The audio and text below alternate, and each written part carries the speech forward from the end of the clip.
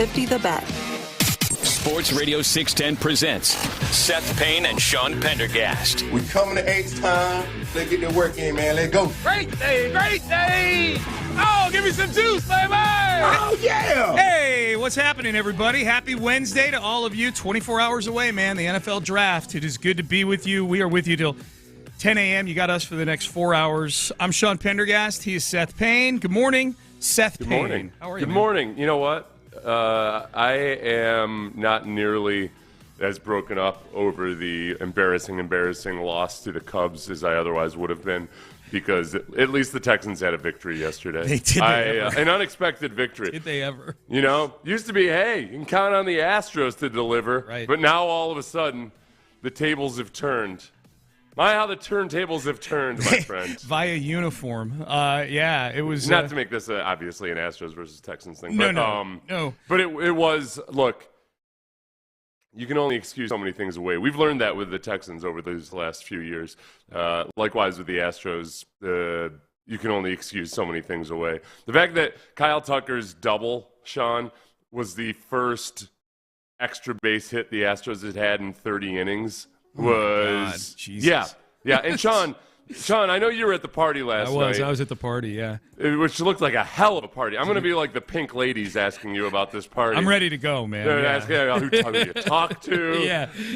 Did you flirt with anybody? Did Amy get lucky? Whatever. So, but look, the fact that first extra base hit that Kyle Tucker had, the first one that the Astros had in 30 innings, only happened because Cody Bellinger was a hapless mess out in the outfield. Okay. But it was after Cody Bellinger had already hit a home run. So right. don't get too excited about the comeuppance of Cody Bellinger. Cody Bellinger may have looked like a flopping clown in the outfield, Yeah. but he was part of an offensive menace Okay. that took JP France yard multiple times. We got home, and it was the 8th inning, and I was obviously getting push notifications about the Astros game very early, first inning, lots of them.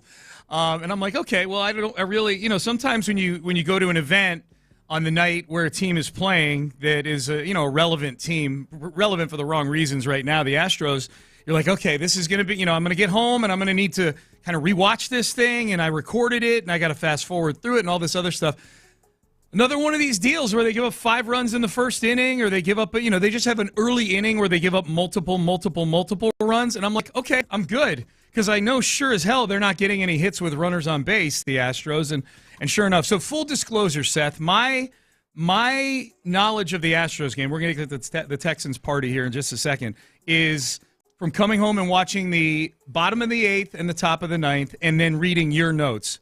Only about 20% of which I could read on the air without getting in trouble. Yeah, There's once I a got lot to the of curse Bellinger words section, in here. Oh my God, you were angry at this game last night. Plus I was missing the party too. I had to miss the party. It just I'm sitting at home watching this mess where look, the umpire was just trash and garbage. And I usually don't like to complain about the umpires. Yep. But it's hard. It gets harder and harder. As JP France was not going to have a glorious day yesterday, except that it was made worse by repeated strikes being called balls, at least 4 times in the first couple innings. But the wind, look, every blowhard's got to tell you on social media, do you know it's actually not called the Windy City because it's windy? Go die, because yesterday the wind mattered. Yeah, it was they windy. even had a cool little StatCast graphic about it. Oh, really? Little arrows and vectors showing exactly how Mother Nature was helping the Cubs lift the ball up out over the center field. All right. It's a little cat. It's kind of, around that wall out there, they also have a little like suicide catcher that they have on the bridges too. Yeah. It kept catching almost like a skee ball. Like landing, the balls were like landing in there like a pouch or something. Yes. I'm God forbid the Astros touch those with their dirty hands. Right. Yeah. I'm feeling FOMO over these vectors that I missed now. Wow. It was pretty cool graphic. Yeah. Okay. I asked Brandy, because Brandy watches a lot more closely than I do. I'm always like trying to look at stats and stuff. And I'm like, they haven't shown these vectors yet on a broadcast, have they? And she hadn't seen it. Okay. Yet. It was really cool, Sean. You really missed something by going to awesome party that I saw last night. All right, you missed the vectors. I'll send a screenshot to you later. Well, the good news is the replay of the game is on in the studio right now, so I'll keep an eye out for the vectors on the TV in here this morning. And it was sometime after. It was right before Tauchman's. I think it was right after Tauchman's first home run. Okay. Is that Try to keep track of the Tauchman early home in the game? Okay, I got you. If I see a Tauchman home run, then I know vectors are coming. Yeah. So and this won't be just about the party last night, but the overall uniform reveal yesterday. The party was great. Look, if the Texans being good means we're going to get more McNair parties thrown, we're in for some times ahead, man. It was a fun party last night. It was really cool. The videos that I don't think you and I have talked about on the air. I think you and I were talking right before the show. The videos that they dropped yesterday to reveal the uniforms were just, in my opinion, just badass. They were really, really, really cool videos they dropped. I think those leaks really ended up framing everything perfectly because the leaks were so underwhelming. And we knew this. We talked about it, but it's kind of like one of those things it doesn't seem like it might, whenever you talk about the way psychology works and everything, it never really seems like humans work the way they actually do, but they do. We had our bar set low because of all those leaks. And then when you see, honestly, the Texans released like 6 separate videos on various social media platforms unveiling this stuff, highlighting all the extra little details that you don't see. Right. And then just with the right lighting and the music, these are some really cool uniforms. I know Landry and a lot of people, it's not just Landry, but a lot of people don't like the home jerseys as much.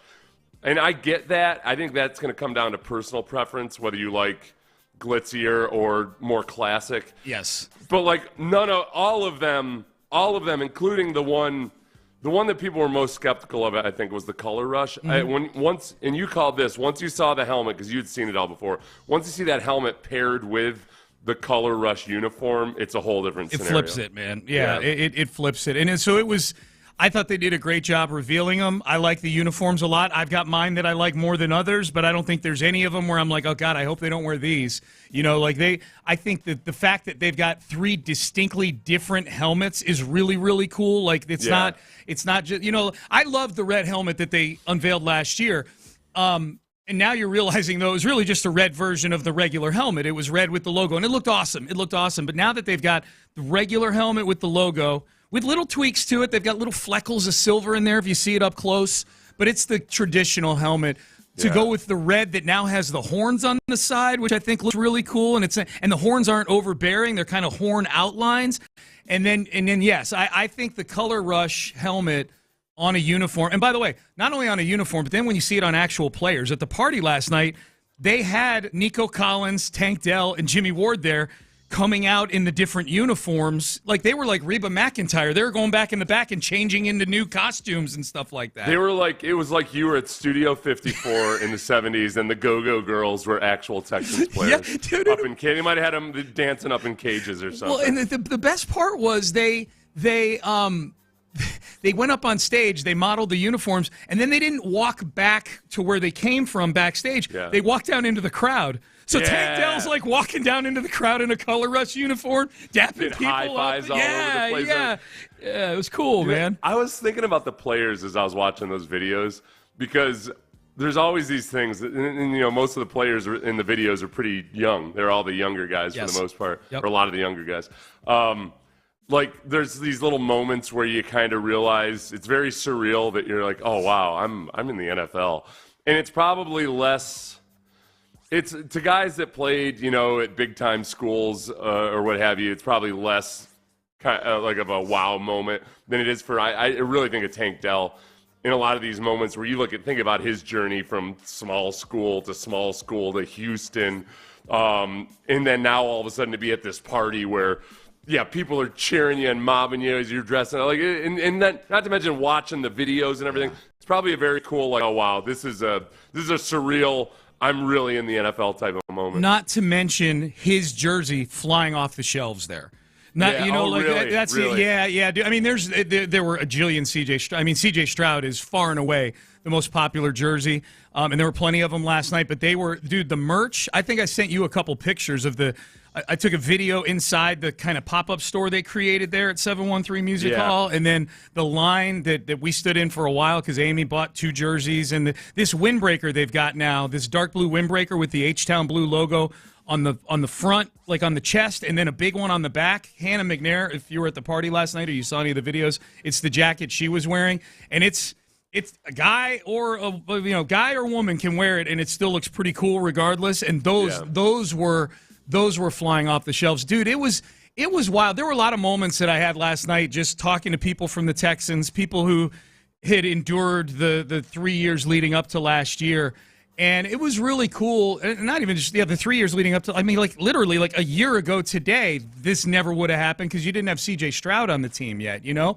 And it was fun just to kind of, with those folks, both who work for the Texans and then like all the kind of, I'll call them super fans who were there. You know, they're the fans everybody knows and sees on game day. They're part of the fan council. I was just really happy for those people last night, the Texans people and those folks, because they've been through it, man, these last few years. And it was man, Seth, it was one of those things like this is crazy. Like I was told that for every person that was able to get a ticket to that party last night, there were 5 people that couldn't get one, you know, just based on the lottery. The lottery, that was the ratio. So this is the first thing the Texans, first of all, we hope are many that they've had in a long, long time where, there's a fear of missing out. There's big time FOMO going on with this. I almost like just looking at the videos and everything of watching that. I kind of got I got a little feel like, oh, this must have been what it was like with Judge Hoffheinz. Where you're like, oh, it's just a big old party, Let's just let's make this. If you're gonna own a sports team, let's make it fun. You're a billionaire. Yeah. You could or however. I don't know if Roy Hoffheinz was good at raising money, but like you've got these things. You can invest your money in anything. If you're going to invest it in a sports team, my God, have some fun with it. And the McNairs did last night, man. They had the tricked out cars there. They had, the bar was open. It was a whole lot of fun, man. The video that I saw first was the one that had Bun B narrating. Yes. And narrating / a little bit of like almost getting rapping. Like I thought they did a really good job touching on, as we had wondered like how many different Houston mainstays are they going to touch on? Yeah. And they hit almost everything in that really video. Did. Yeah. Including like they chopped and screwed part of it. Yes. There is the other thing that occurred to me as Bun B started that video is that when you talk about appealing to tradition and everything, like there used to be a huge gap between hip-hop culture and then like mainstream and everything else. For people like you and I are middle-aged dudes now. Yep. So like we're the core customer. Yeah. And for guys our age, 90s rap was like it's just that division wasn't there between different groups of people the way it had been before. Yeah. And I think like it's nostalgic for guys our age to come. This isn't like some crazy new thing the Texans are trying or anything. It's appealing to their core. You're right. It reminds them of their 90s youth. No doubt. No doubt. You felt a lot of community in that building last night for sure. No doubt about it. All right, we're off and running. Uniforms were certainly a big topic yesterday. They will be today, including the McNairs. They were in studio yesterday. This was my favorite appearance so far of the McNairs in studio because Hannah took the Tennessee rivalry to another DEFCON level yesterday. This was a whole lot of fun, and I think we know who they're going to be wearing those Color Rush uniforms against next year. That's my guess. You'll hear some awesome audio if you missed it on In the Loop yesterday coming up next. But West Point Lincoln, you're driving in early. Whatever car it is you're driving in, I promise you.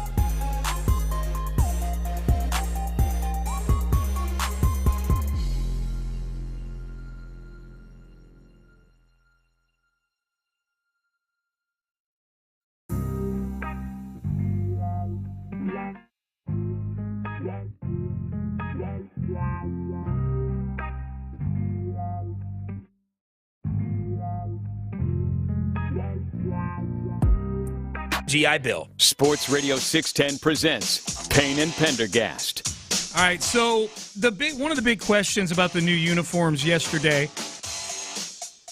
that the Texans unveiled was, okay, I think there were a lot of people that were expecting there to be an H-Town blue uniform, like a head-to-toe H-Town blue. And H-Town blue, for those who are not up to speed on the lingo, that's the light blue that resembles the Columbia blue of the Oilers. And the Texans have leaned heavily into that color in some of the merchandise they've been selling. They had hoodies last year and, golf shirts and hoodies and the whole nine yards. So I think the assumption by a lot of people was, okay, well, that if there's new uniforms, that's going to be one of the new uniforms. The new color rush is going to be head-to-toe H-Town blue. And it was not that. Now, there is H-Town blue in the color rush uniform, the H on the helmet, the trim around the numbers, some other elements of H-Town blue there. And trust me, there's no shortage of H-Town blue merch at the team store that is not a jersey. You know what I mean? Like, you can get a lot of stuff in that light blue if that's your color. And that was the color of choice last night amongst a lot of Texans employees that I saw out there for sure. But I'll give Cal credit on this answer. John and Landry had a really good interview with the two of them yesterday, and Cal all but said, and Hannah basically confirmed it at the end of this cut, that if you're looking for another reason to hate the Tennessee Titans and Amy Adams Strunk, and not having the H-Town blue uniform is something that's important to you, this is your reason right here. They asked Cal and Hannah yesterday about the element of H-Town blue in the color rush, but no H-Town blue, nothing more than that. So we heard that loud and clear from our fans. Yeah. They wanted H-Town blue represented. They wanted Houston represented. And so we worked with the NFL, and there was some push and shove, and we came to where we could get to with the NFL. A compromise. Giving us a compromise and Definitely a certain percentage in the uniform. And I think our fans would like more. Yeah. And we're probably in that same boat. But, we're working with the powers that be with the league and all that stuff to get to where we could get. I think there was some talk. I think even publicly we discussed that we were going to be able to use a different color than Columbia blue. Mm-hmm. And so when that was released and we got approval to do that, that's when we started. Maybe there was some, how did he put it? Give and take or something like that? Compromise. A lot of compromise. Yeah. And then it got to a point where they just said, no, you can't. And then we compromised. What was the reason? What do you think? I was just asking. What was the reason? What do you think? What everybody thinks in that moment, without them actually saying it, is. Right. I would guess everybody thought, oh, yeah, Amy Adams Strunk and the Titans didn't want the Texans using anything remotely close to Columbia blue. Yeah. As evidenced by them sending a cease and desist to the University of Houston. To anybody trying to use that color, it's wild. And I know, before anybody really gets, don't get too worked up about copyright law or anything like that. This is an in-house NFL thing. Yes. These teams are all business partners, and ultimately this consortium of teams in the NFL that represents them is going to make a ruling on this. This is not something you take to intellectual property court or anything. This is closer to the mob. Where you go to Don Goodell and you say, can we find a secure place where we can sit and we know none of us are going to get whacked, and we can sit down and compromise over a color. Okay. Right. The SEC is not saying no, you can't have that trash route. Right. They're saying oh, no. The mob boss, Roger Goodell and his minions are saying no, I'm going to determine who has the garbage. Right. We're going to sit down and we're going to figure this out like men. Yeah. Or women. So in this case, two very strong women. Yeah. So that's where the fight or the compromise, however you want to frame it, had to take place. Yep. So I think I was in the control room while this interview was going on, as were about 10 other people, and I thought it was a great answer by Cal without trying to go too much guns a-blazing on the Titans, because that's kind of Hannah's job. Cal is sort of like the sober yin to Hannah's raging yang. They make a good combination. They really are a good pairing. So the subject then turned to Tennessee and the Titans, and the John and Landry asked them, "Is this a rivalry now? Is this Tennessee thing a rivalry?" Are you ready to play the Titans again? I know you kind of enjoyed that sweep last year. You got that marked on the calendar? Is that You your know what's so favorite funny schedule? is I was seeing some articles about Hannah salty about them wearing the uniforms. Who started that? Who started it wearing it against us? And then if anybody was at that game, their in-house PA was instigating it. It was unbelievable, but also wonderful because we finished the story. Okay? She went I mean, Cody Rhodes. who's salty here? You know? Rivalry is It's good here. for the league. It's here, right? Yeah, it's good for the league. And the Titans are the top rival. It seems like it kind of moves. Right now, is that our top rival? Well, first they need to beat us. Oh, It's not a rivalry yet. Oh, okay. wow. So we got to go. That's how you do it, right? Okay, Colts. There you go. Look at Cal. That ain't one. I was like, here's the hot sauce. Here she goes again. Here she goes again. I want to beat all our AFC South friends and neighbors. Yeah. Twice, each one of them. All right, so for those, if you didn't see the video, like after Hannah said, first they need to beat us or whatever it is she said, Cal puts his hand over his face, like, oh, Yeah, it's God, good. she It's did good. it again. Yeah, and a lot of you told us that, the ones that were at the game. Yeah. And I think Vandermeer had said that too. Like it was the PA announcer was going like pretty hard at the Texans. A lot of trash talk during that game. Yes. You remember Amy Adams-Strunk had dressed her coach up like a little cowboy, supposedly in homage to Bum Phillips, but more she wanted to play dress up. Yeah. She dressed up Mike Vrabel as a cowboy. Cosplay, And- the kids call it these Yeah. days. Yeah. and then fired him a few weeks later. So that was just his little. That That's was her bogus. little plaything. Yeah. Honestly, I'm not up nights about Mike Vrabel play life and stuff like that, but that's bullcrap that you made him trot out there in a cowboy hat. That I'm pretty certain he did not want to do that. If you've seen the Barbie movie, she turned him into a Ken doll. Okay. She turned him into you're just a dude whose opinion doesn't matter. I don't care what happens the rest of the year. I'm dressing you up like a cowboy, and then I'm going to fire you. Dude, Yeah. I got to check. I'm friends with some folks up in Nashville at some of the stations up there. Yesterday was just too busy for me to go, hey, you need to hear this or whatever. But if they didn't get a hold of that and play it on their shows yesterday, then they're doing this wrong. Like that was some great shade from Hannah McNair right there. It was really good, and it helped fuel the rivalry, I think. As far as the actual H-Town Blue, I get the sense that I don't think Titans fans give a single damn about it other than as a way to troll Texans fans. So you just, it's easy to ignore what Titans fans say about it because it's obvious that they don't actually give a damn about it. They just want to mess with Texans fans. So you just, the right strategy to that is to just not give a damn about it and just say scoreboard. Yeah, absolutely. Yeah, she came in guns a-blazing, Hannah did yesterday. She came in guns a-blazing on Landry. I was getting a lot of texts about that. Like she was she put Landry over. She really it was the same as if if somebody gets called out in a diss track. Yeah. Sometimes it's just really good for the person in the Yeah. diss track. I feel like Landry, it was really good for Landry to have gotten dissed by Hannah because I saw almost everybody universally kind of said it like, she went after Landry. It was all in good fun. Oh yeah. Yeah. No, I guarantee you Landry loved it. Oh yeah. So she came in. She came in loaded for bear yesterday. Hannah did. I brought the belt up here yesterday because I wanted to get a nice photo op with this would be championship belt. My championship belt that I bought. Yeah. Yes, my WWE Texans championship belt that I purchased completely impulsively during WrestleMania.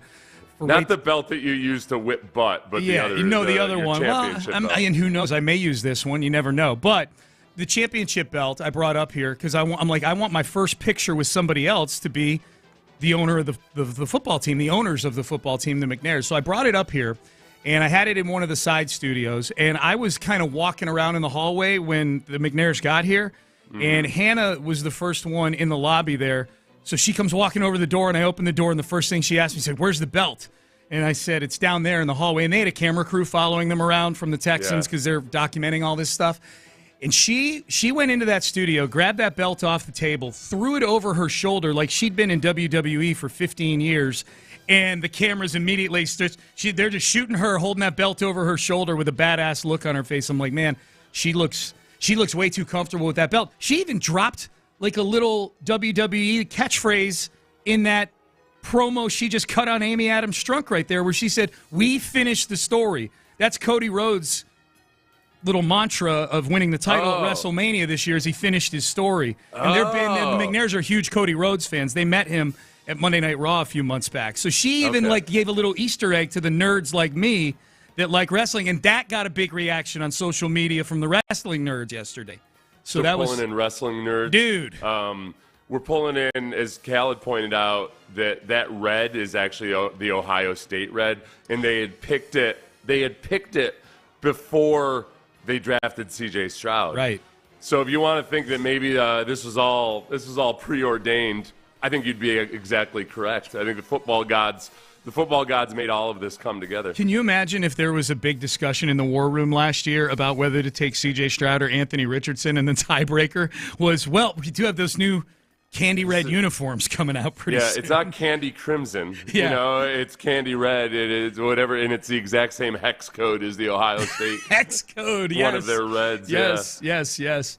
Good interview yesterday with the McNairs in studio. I saw that the tattoos last night, which I was skeptical at first that they were going to be giving out free tattoos at this party.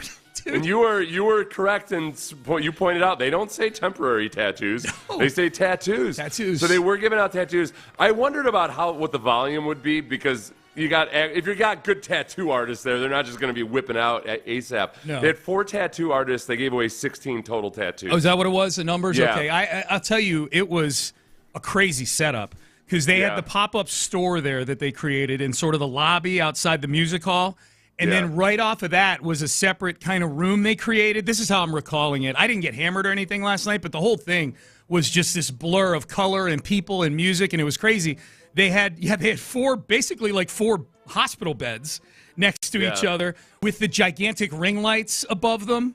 And the only person I know that got one was Tyler Milner. Tyler Milner got the new H-Town blue H with the black ladder font, on his forearm. So he was real happy with it. I saw him afterwards. He was very happy with it. But it was a pretty crazy setup for those tattoos, man. Like, it's just 4 hospital beds next to each other. It was wild stuff. It was a good party last night, man. Yeah, it was really cool to just see it, and just wish I was there. I had the FOMO on that. The free tattoos, I think, is probably, that's just marketing genius. I think they should start offering those at games for free after a big game. Yeah. Because you start branding people for life as Texans Literal. fans. There's no going back after that. True. I mean, without, considerable money to get a new tattoo or something. Yep. Or to cover it up. So I would say just, keep on. I know the upfront price is high, but that fan for life is going to spend a lot of money over the years. I don't know if Brandon Scott ended up doing this. I'm guessing he didn't, but we were toying with the idea. Brandon Scott has an oil derrick on his forearm. I think his left forearm. He's got an oil derrick. If there were some way that he could take the oil derrick and take one of the choices of the Texans tattoos and kind of blend it over the oil derrick, you know what I mean? Yeah. So that would, kind of metaphorically erase the Oilers from off of his body and cover him in Texans instead. That would get he would be almost the anti-Landry to the McNairs. You know what I mean? He would be there. Right. Yeah, he would be there. Yeah, I think there's which would be nice and all, but it wouldn't have the juice and the sparks that the Landry versus Hannah. Oh no, they're gonna fight at Hell in a Cell at SummerSlam. That's what's coming next. That's what's coming next. Black letter. It's Old English black letter font. Or the listeners informed me of that yesterday. H? So like if you want to get a whole theme of something or your name in that it's Old English black letter. There you go. Not ladder, letter. There you go. Yeah. All right. Hey, real quick, this is from Scott. I need a Sean Pendergast injury report on Tank Dell based on how he moved while walking the runway. Yeah, that was my gimmick for a while, just giving injury reports based on seeing injured athletes out in the wild in society. Tank was moving fine. I'll be honest with you, so many videos have popped up of Tank working out now with his personal trainer, with CJ and stuff like that when I was finally in the same room with him yesterday, him being injured last year never even crossed my mind, It's all right, though, because, for all you know, you didn't know for sure that those videos hadn't just been AI generated. So I would say, seeing him in person walking very slowly is a better indication now that you've seen him in person. The fact that he was out there commingling with the masses and dapping everything. people up, it was cool. It was cool. All right, so Good stuff. We have more stuff from the McNairs. They were excellent in studio yesterday with John and Landry. Up next, headlines. We'll relive last night, both good and bad here in Houston. NBA playoffs. We'll get you up to speed there. Caitlin Clark is very wealthy. We will get to that in headlines. That's coming up next. First, Men's Tea Clinic. Friday's my Men's Tea Clinic day. And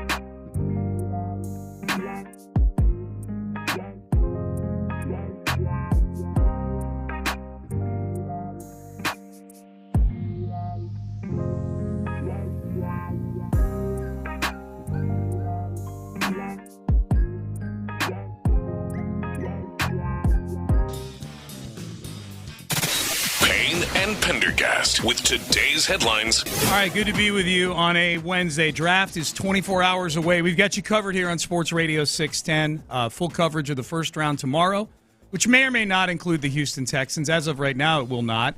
But that can change. They can trade into the first round. Texans Radio has it covered tomorrow. It will be Seth Payne, John Harris, and Mark Vandermeer on Friday out at the draft party in front of George R. Brown Convention Center in the Avenidas right there. On Friday, the broadcast will be live out there. I know a bunch of us from the station. Yeah, starting 6 o'clock is when round the broadcast. The broadcast. Everything at the party starts before that, obviously. Party starts at 5. Draft broadcast at 6. Broadcast starts at 6, and I think the picks start right away. There's no, day 2 starts an hour earlier than day 1, so the picks will be coming fast and furious early on. And then day 3, I found out last night, will be me, John Harris, and Cecil Shorts, who, by the way, kudos to Cecil is great in that role that they've got him in with the team. He was emceeing the whole thing last night. Like he did a great job last night. He really needs a game show. He does it because the stuff he does at halftime in between quarters and everything at the stadium is really cool on game days. He has that thing which is most coveted on television, which is extreme likability. Big time. Yeah. Good party last night. So the uniforms get unveiled yesterday. I thought they unveiled the whole thing, like the mechanics of all of it, all day long yesterday. I thought were great, including something we've not touched on yet today. Old Sam Houston, the statue of Sam Houston, with a jersey on him that's going to remain on him. A color rush jersey is on the Sam Houston statue up in Huntsville. According to a tweet from Drew Doherty yesterday, Seth, that jersey that is on, and it just looks so funny. I mean, it's awesome. It's different. According to Drew Doherty, that jersey that he is wearing, the Sam Houston statue, weighs 200 pounds, is made from 330 square yards of material, and took 2 cranes to put on the statue. Oh, 2 cranes. Yeah. They should have gotten our listener Wheat Straw to do it as part of it. He's up and listening right now, yeah. They could have trusted Wheat Straw not 100%. To divulge any details or anything. 100%. I wonder if they put it... So when they put it on, do they have to do it? I'm thinking of the 2 cranes. Do they put it right arm first, then over the head, and then left arm, or do they? I don't know. They snap it together. Yeah, how's it all work? I don't know because I've been around relatives and loved ones who've been injured in some way where you've had to help them put on their clothes before. But at least there's some degree of flexibility, even with the most injured person ever. There's a little bit of okay, just can you move your arm a little bit? Just to, right.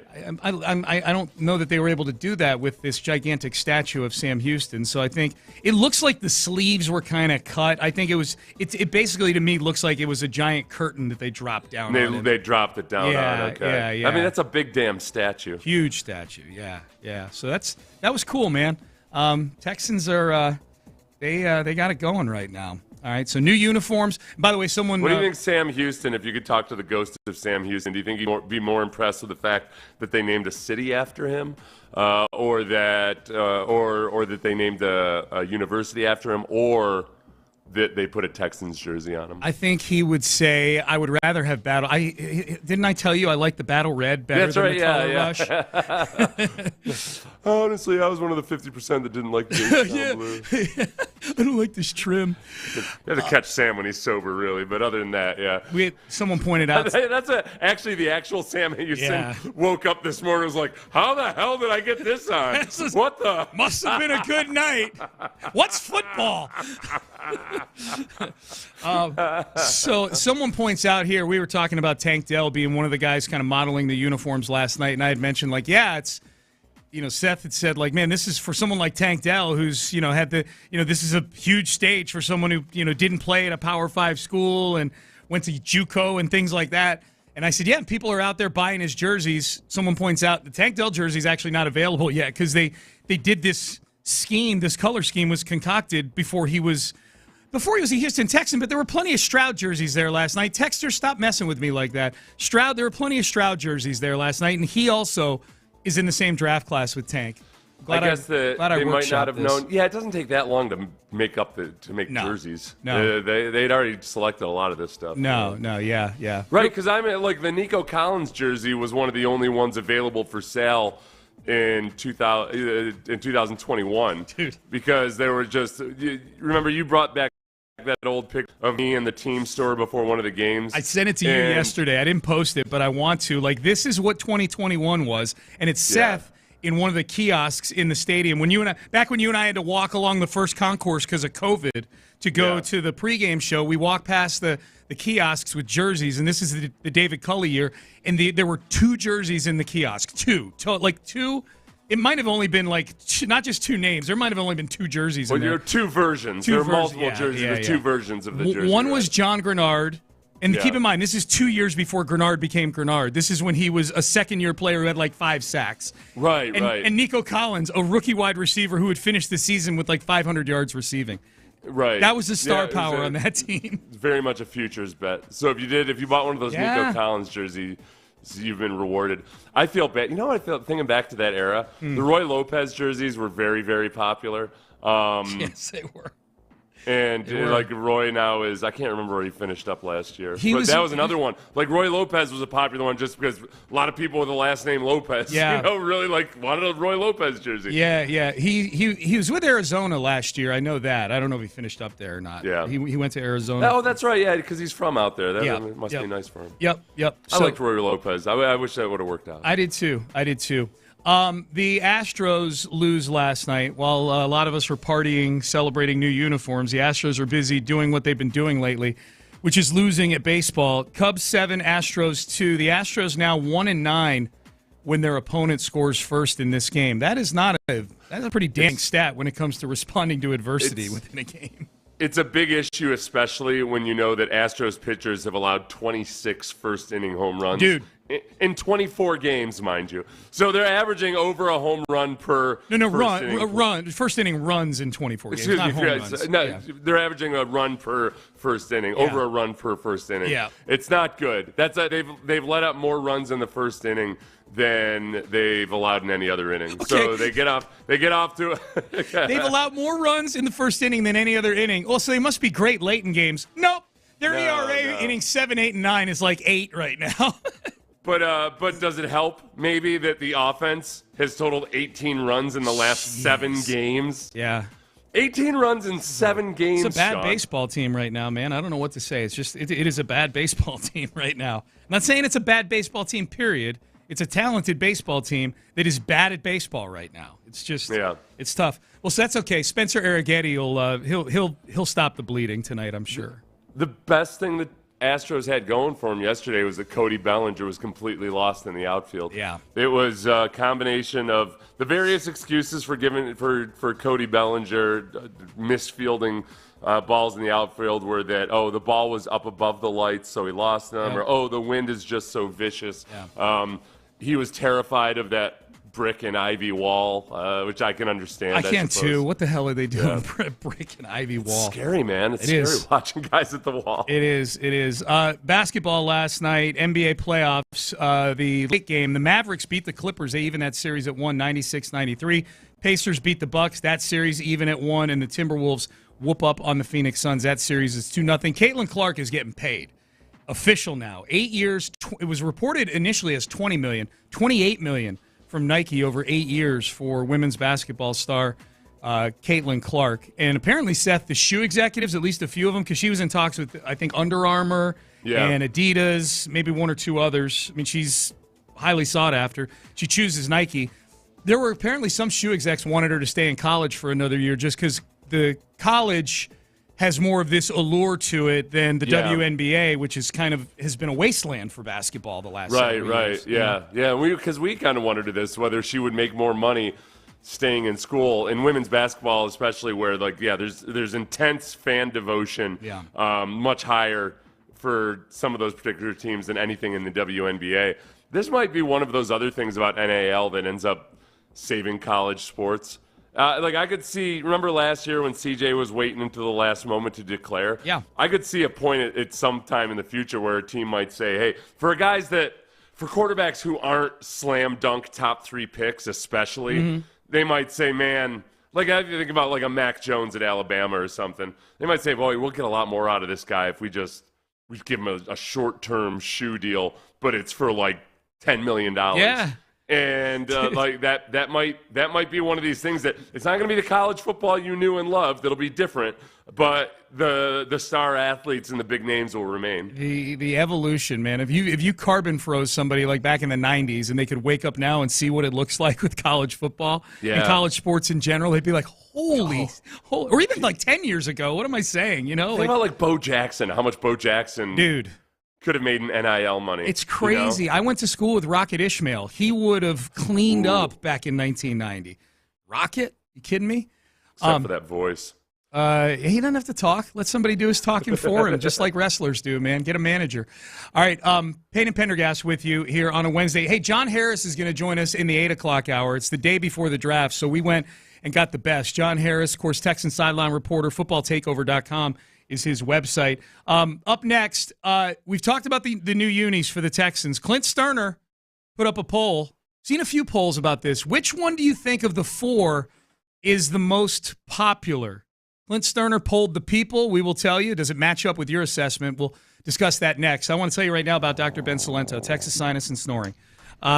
Boy, I think about the sleep I was getting. You know,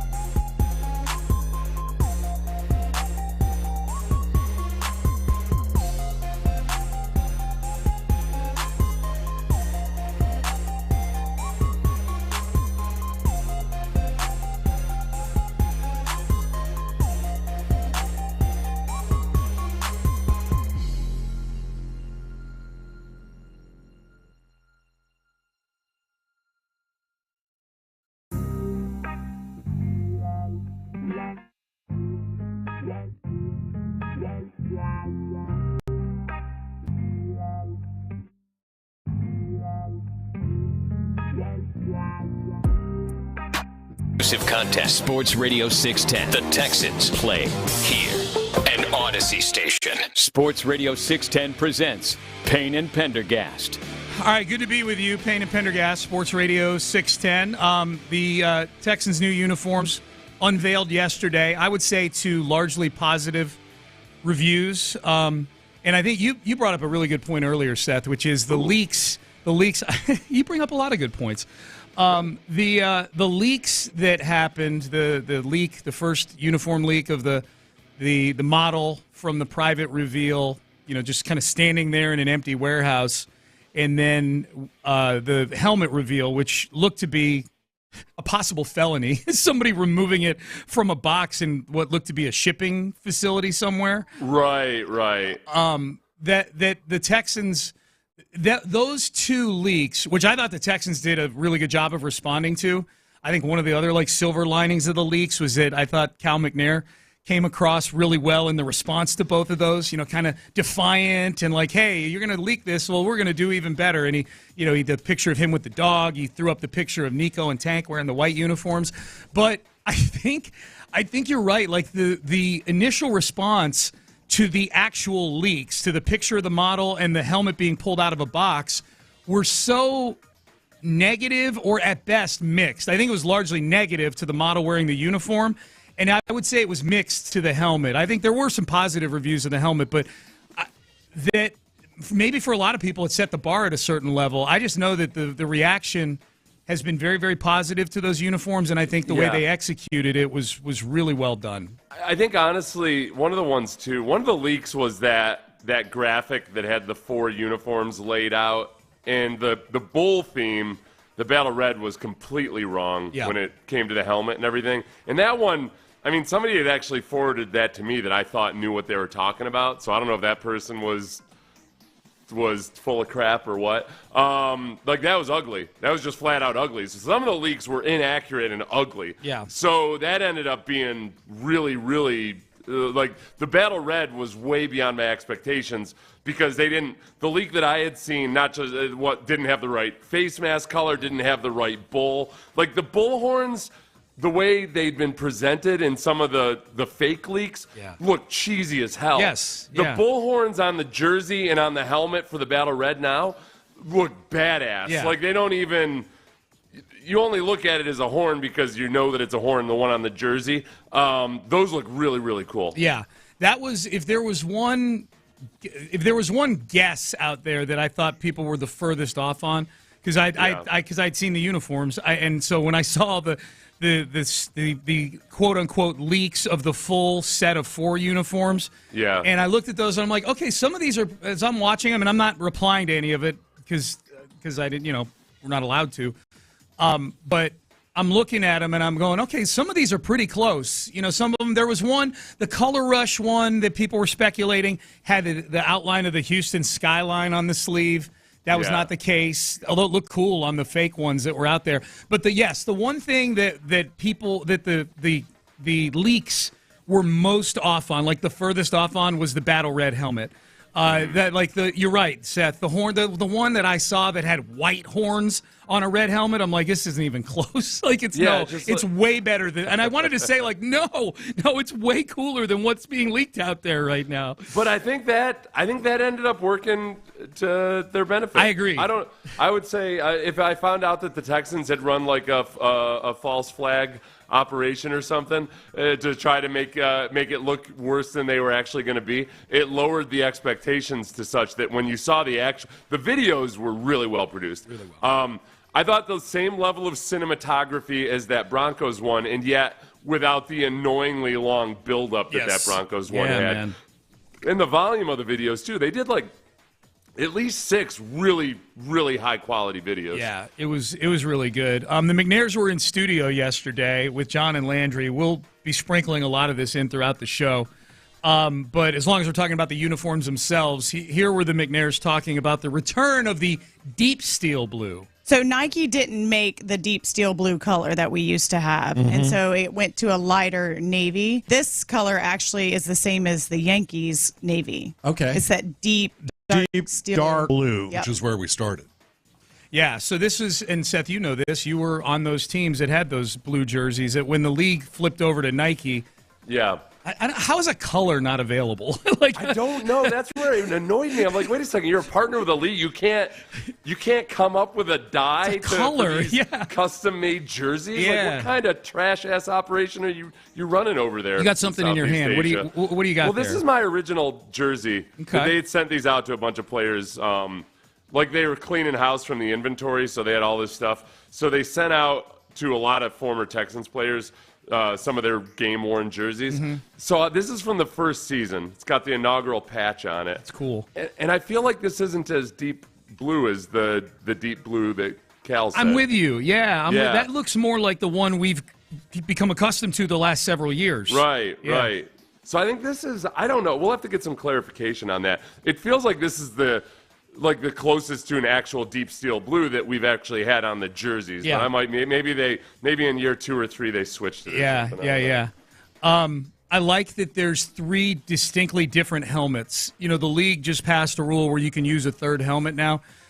Starting in 2025, unless you're changing uniforms this year, so the Texans are allowed to use all 3 of these helmets. I'm bummed out they can only use the alternative uniforms, the Battle Red and the Color Rush, 3 times during the season, because those are my 2 favorites. But I like that they've got 3 helmets, and they're distinctly different. You've got the traditional helmet with the bull logo on the side, each side of the helmet. You've got the Battle, which you just said has a badass horns. It's interesting, too, if you look at the logo for the Texans, the bull head is kind of tilted a little bit on the regular logo. I'm told if you look straight on at the Battle Red helmet, that the horns are actually kind of tilted at the same angles as the logo. So they're not straight back, they're kind of tilted a little bit, which is kind of a cool little Easter egg. And then you got the Color Rush helmet with the H-Town blue H on the side, which not nearly as many people have been complaining about in the last 24 hours as we're complaining about it after the leak. Right. Once you see it with the rest of the uniform, it looks 400 times better. Yeah. And that Old English H, I don't know, man. That grew on me very, very quickly. I didn't know for sure, having just seen the video, the leaked video, but it's after seeing the Color Rush uniform. Yeah, that would be the tattoo I'd get, I think, is that H. That H. If I were to get a Texans tattoo. It came down to because I was in the meeting where the voting was done on that. Like they polled the fan council on the H's. I don't know if they ultimately used that as the reason for choosing the H, but it was down to that and an H that looked kind of like it came out of the same alphabet group as the Miami Marlins baseball cap. A more modern looking H, kind of tilted and very, very curvy and boxy, in different spots. And from what I heard, the one that wound up on the helmet won in a landslide. Oh, really? The Old English H was very, very popular. It's tricky, when you try to. I mean, it can go south really quickly when you rely on committees or input too heavily. It's tricky because you gotta let your creative types do what your creative types are gonna do. But a lot of times, when you get too many people, what was the old saying? Cooks in the kitchen? No, a camel is a horse designed by committee. It's like, too many. It is. I forgot about that. It's when you're like, no, what we really need is. That looks pretty good, but I'd really like is a hump. Would you like 1 hump or 2? Well, we couldn't figure it out, so some will have 1 and some will have 2 humps. I've heard that saying before. I don't know why it hit different coming on the heels of the uniform release. It just did.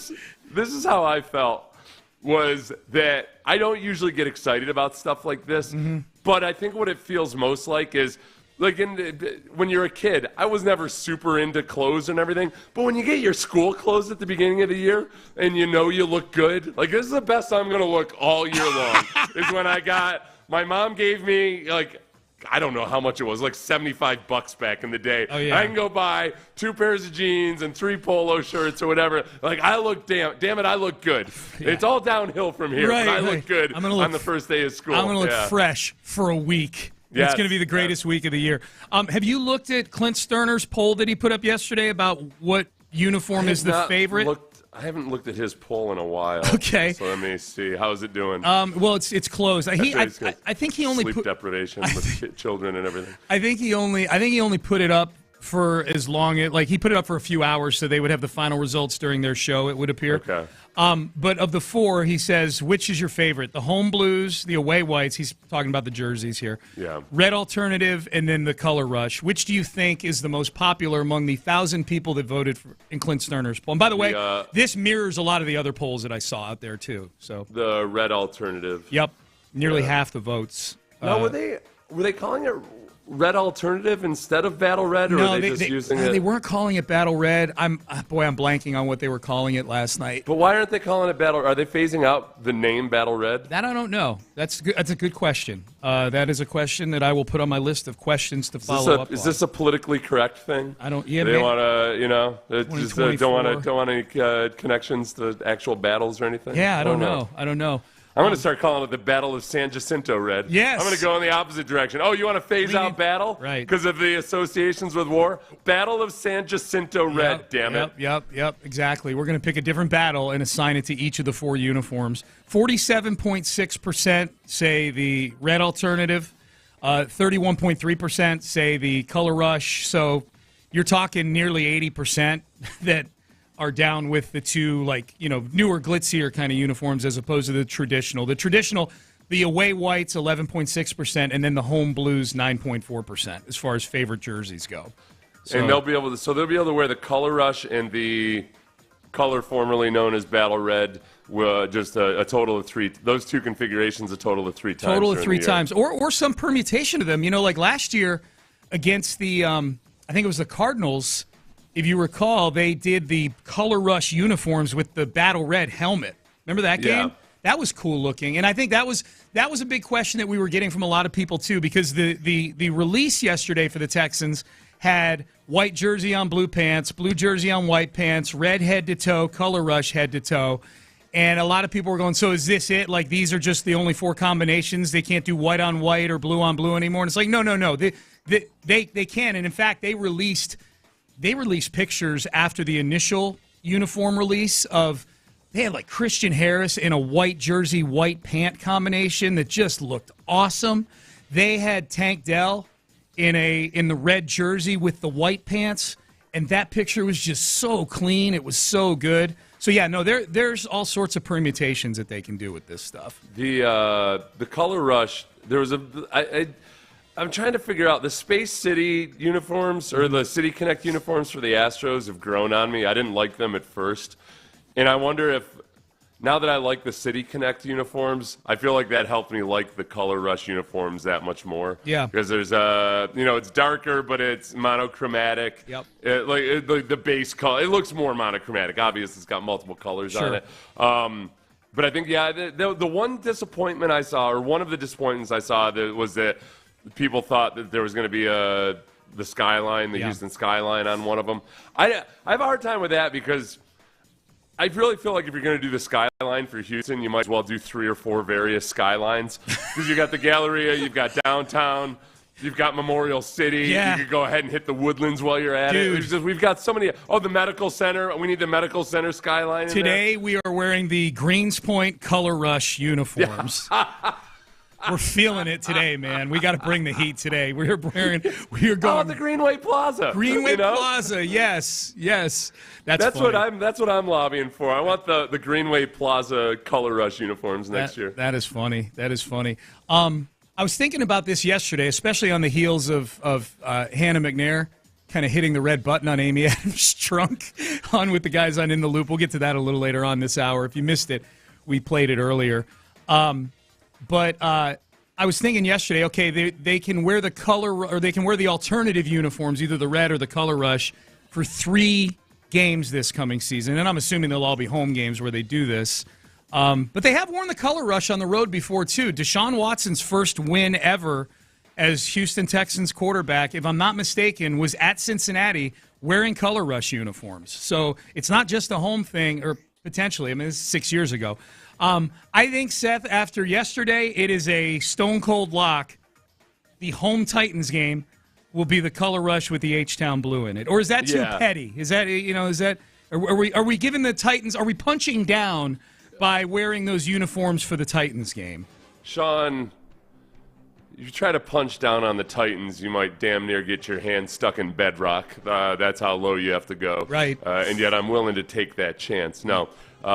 When they go low, we go lower. Okay. That's the motto. That's the motto. Okay. When they go low, we go lower. Okay. And it don't get no lower than the elevation of Houston, Texas. That's right. And during a rainstorm. That's right. So yeah, we're gonna we wear the. That'll definitely be during the Titans game. Yeah, I'd bet on that. That's the one I'd bet on. I think if I had to guess, the 8 home games real quick are the 3 division games: Baltimore, Chicago, Detroit, Buffalo, Miami. I got to think Buffalo is a good chance of an alternate uniform night or day, considering the whole Stephon Diggs angle. Yeah, and Buffalo's considered to be a good football team. I'm looking at the Texans website just to be sure. They are still using Battle Red as like the Battle Red and Liberty White are the Bull uniforms, but then they just say alternate red at these other times. So I don't know exactly what the whole deal is there. Yeah. I think the usage of the other alternative uniforms, while I think Buffalo would be a strong one to use it for, because I think that's probably, even without Stephon Diggs, like on paper, them and Detroit are probably the 2 best teams on the schedule this year. Yeah. And Baltimore as well. I think it may just depend on like the schedule itself. Like if it's a primetime game, then that would be a cool night to do the alternative uniforms, regardless of opponent. You know what I mean? Yeah, I would say wait until it and do it for the primetime games. Yeah. Make it extra special. Now I don't know, from a marketing standpoint, do they figure, well, look, the primetime game has a glitz already there. Maybe sometimes you do the Battle Red on a noon game to add a little bit of extra zing to the more boring start time. Maybe. I don't know. Yeah, maybe. Look, this is my hope, is that the Texans this season, they made a big step towards this last year, but you know, the zing in the stadium is the team, and you don't have to worry about what uniform they're wearing. You know what I mean? Like, it's just the allure is that you're rooting for one of the 4 or 5 best teams in the NFL. You know? Right, yeah, I get that, but I'm trying to think from a marketing person's standpoint. To try to move jerseys and stuff like that? Yeah. So, like, you're going to have some, you stack, you're already going to have a whole lot of built-in enthusiasm, and perhaps people have been drinking all day for some of those primetime games. Yeah. Where to get people going at noon and maybe buy more apparel and everything, having a little something extra special there for the noon game, it might even out the sales more. Text message from a Killjoy. It's really hilarious how much we're talking about the colors of the uniforms, but it won't even matter if they suck. It won't even matter if they're awesome. Sir, we are enjoying these uniforms. Basically saying uniforms don't matter. Here's the thing. I'm going to let this guy in on a little secret. Yeah. If you don't know or realize this yet already. We're talking about sports. Right. None of it actually matters, okay? The fact that you're listening to a sports radio show where we're talking about, on any given day, oh, no, let's get to the serious talk. Oh, yeah, about the people chasing the leather ball wearing tights of various colors. Yeah, sorry, that's the super serious, earth-shattering stuff that really matters.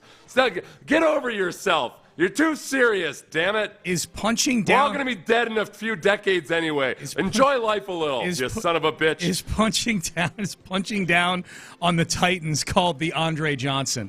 Sir, you can shut it down for the day. You're not going to send a better text to anybody than the one you just sent to Payne and Pendergast. Is punching down on the Titans called the Andre... Andre was there last night. Andre presented the McNairs with gigantic diamond pendants. From the former player, I believe it was from the former players. So you may be getting a bill for that, Seth, at some point. I don't know. If a random invoice shows up for one 215th of a huge diamond bill, but yeah, they gave Hannah one that was a huge H, and they gave Cal one that was a big Texans like diamond encrusted helmet. It was really, really cool. We have an app for the former players where we get text messages, like group texts and everything. Yeah. And but I never, I'm as you know how I am with communications. I don't keep up to speed with stuff. I got an inbox, a backlog on that. Oh, do you?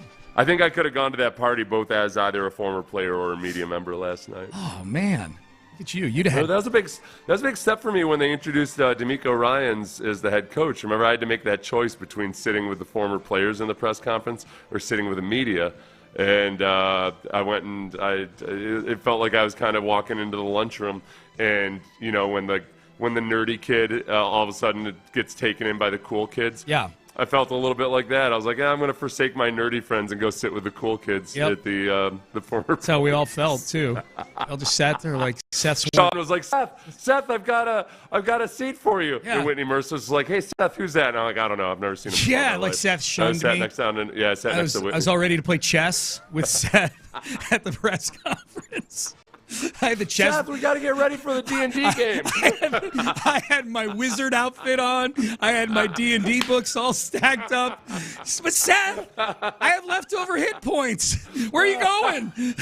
Where are you going, Seth? I have a wand, a sword in one hand, and a wizard hat. Seth's going with his cool friends, guys. We need a new Seth. The texter does bring up a good point that it won't matter if they're awesome and it won't matter if they suck, I suppose. But it is, look, man, it's the Texans also don't have a first-round pick tomorrow. Okay? Yeah. As of yet. God bless uniforms. Yeah. All right, so Cal and Hannah were in studio Guess I'll yesterday. get you an anniversary present. I mean, you're just we're gonna stay married whether I get you one or not. They're like, here you go. Just throw some flowers at your wife. Picturing all I don't know. Does it really matter? Picturing all the media nerds. Me, that Seth worked with me, Landry, Jason Bristol, Matt Musel. We're all just watching Seth sidle over to the former players while we're there with our flood pants and our nerd glasses. I had to be careful because remember I had said that if it didn't work out, I was so confident that DeMeco Ryans would be an awesome NFL head coach that I would quit my job if it didn't work out. Right. We're still in the window where it still could potentially not work out, but I'm still confident enough. I could have just let that die and never say anything about it again, but I'm still pretty confident that I'm not going to have to quit my job. Yeah. I have a hard time envisioning a scenario where DeMeco Ryans is not a good football coach. It would take some serious substance abuse probably for that to happen. It would. Yeah, and I don't see that happening. No. So I wonder if but it wasn't. Part of it was though that it had to work out with the Texans. Yeah. So there's different things that can happen. That's true. Not the coach's fault. Gary Kubiak was a good coach who it went sideways and he wins the Super Bowl 2 years later. Can I tell you something real quick that I had forgotten the timeline on when it talks about a good coach and things going sideways? Yes. The other day, I was listening to Brett Coleman and Daniel Jeremiah on their podcast, and Brett Coleman has a really successful YouTube channel, but he used to work for NFL Films. And Daniel Jeremiah was kind of just walking down memory lane, and he remembered a time when they were doing a broadcast and they had a depth chart set up with the magnets on the board and everything, and Daniel Jeremiah couldn't remember who, but he said there was a linebacker that was slotted in the wrong spot, and Brett Coleman, who was a young kid at the time, very politely said, actually I think he's actually an outside linebacker here. And Daniel Jeremiah and Bucky Brooks were really happy because they saved them from looking like idiots. And so I texted them both afterwards after I listened to this, and I was like, it turned out I think they were talking about Brooks Reed. I thought that it was Sam Montgomery because immediately, remember, Mike and I had Les Miles on right after the draft. Yeah. And Les Miles was kind of surprised that the Texans were looking at him as an outside linebacker. And he was like, well, certainly the Texans know a lot more about their defense than I do. I'm just surprised that Sam Montgomery is going to be an outside linebacker. I wouldn't have expected that. And we thought, really didn't think anything of it. Fast forward to 8 weeks later, Sam Montgomery moves to defensive end. Gary Kubiak explains that he just liked to eat. But then I forgot. So that's 2013. Yeah. Then I forgot that same season was when the KC3 got cut from the team for smoking a blunt at the Kansas City hotel, allegedly. Sir. Yep. And Sam Montgomery, a third-round pick, got cut in his rookie year. Yeah. That's crazy. Yeah. That hardly ever happens, and that's the 19th craziest thing that happened in 2013. That season, that that doesn't was even such hit a weird year, man. It doesn't even hit the top 10 that season. Yeah, so you're right. The overall point is good coaches can get swept up in just a morass of bad luck or bad fortune, and some culpability for them as well. But it's a great point. The McNairs were on with John and Landry yesterday on In the Loop. Really good interview. If you haven't listened to it yet, listen to the whole thing. We're sprinkling elements of it in here throughout the show. Landry asked Cal and Hannah yesterday about, kind of what it's been like here this last year, kind of coming out of the mud of the last few seasons.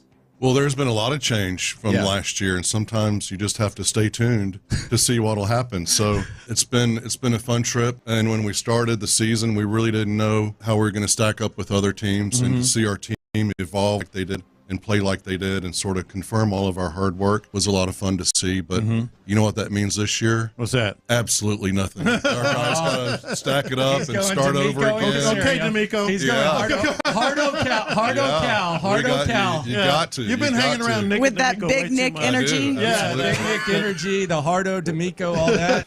Dude, Hannah was on one yesterday. Big Nick energy. It was funny. I was in the control room for the whole interview. A bunch of us were. And as soon as Cal said that, you know what that means? Absolutely nothing. I just looked around like he got Casario'd. He got the old Casario-botomy. I'll tell you honestly, I feel like I think Landry's got a different bar for Hardo than I do. Yeah. Because I think that part of it is that when you're the people that are actually in charge of the wins and losses, it's kind of embarrassing when people start heaping praise on you. Well, your